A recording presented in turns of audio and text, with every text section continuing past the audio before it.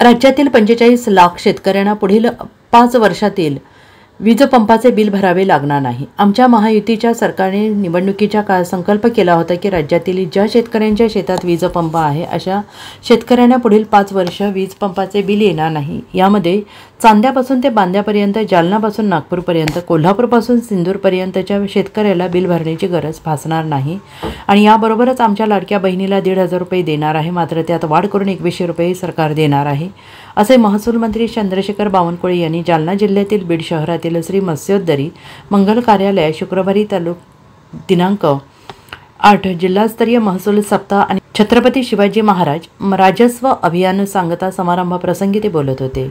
या प्रसंगी व्यासपीठावर भारतीय जनता पार्टीचे जालना ग्रामीणचे जिल्हाध्यक्ष तथा आमदार नारायण कुचे, आमदार अर्जुनराव खोतकर, आमदार बबनराव लोणीकर, आमदार संतोष दानवे, जिल्हाधिकारी अमिषा मित्तल, मुख्य कार्यकारी अधिकारी मीनू PM, पोलीस अधीक्षक अजयकुमार बन्सल, माजी आमदार विलासराव खरात, बाजार समितीचे सभापती अवधूत खडके यांची प्रमुख उपस्थिती होती। आणि पुढे बोलताना बावनकुळे यांनी म्हटलं आहे की विद्यार्थ्यांना विविध शैक्षणिक कागदपत्रे दाखले मिळवण्यासाठी 500 रुपयांचा स्टॅम्प पेपर घ्यावा लागत होता। आता विद्यार्थ्यांना कोणताही दाखला मिळवण्यासाठी 500 रुपयांचा स्टॅम्प पेपर देण्याची गरज नाही। आणि यासोबतच मोदी सरकारने 30 लाख पंतप्रधान आवास योजनेतून घरकुल मंजूर करण्यात आले, त्यांना 5 ब्रास वाळू मोफत देण्याचं काम सरकारने केलं आहे, असंही महसूल मंत्री चंद्रकांत बावनकुळे यांनी बोलताना म्हटलं आहे।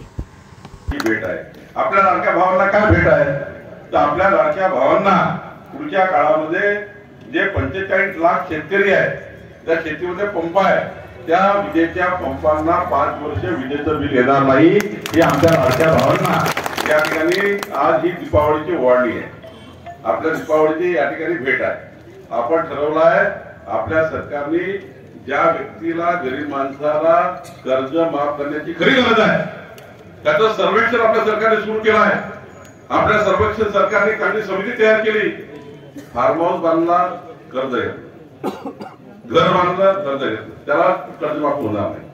पण ज्या गरीब माणसाला कधी कर्जाची गरज आहे त्याला सरसकट कर्जमाफ झालं पाहिजे, या भूमिकेमध्ये माननीय देवेंद्र फडणवीस सरकार आहे।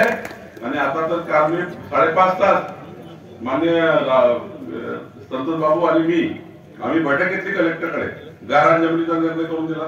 आता जेवढ्या गायरान जमिनी आहे ज्याच्यावर सरकारी जागेवर अतिक्रमण आहे, गायरान अतिक्रमण आहे, ते अतिक्रमण जागा सर्व जागा कलेक्टर ग्रामपंचायतला देऊन ग्रामपंचायत नमुना 8 मध्ये। Bureau report SBN Marathi, Mumbai.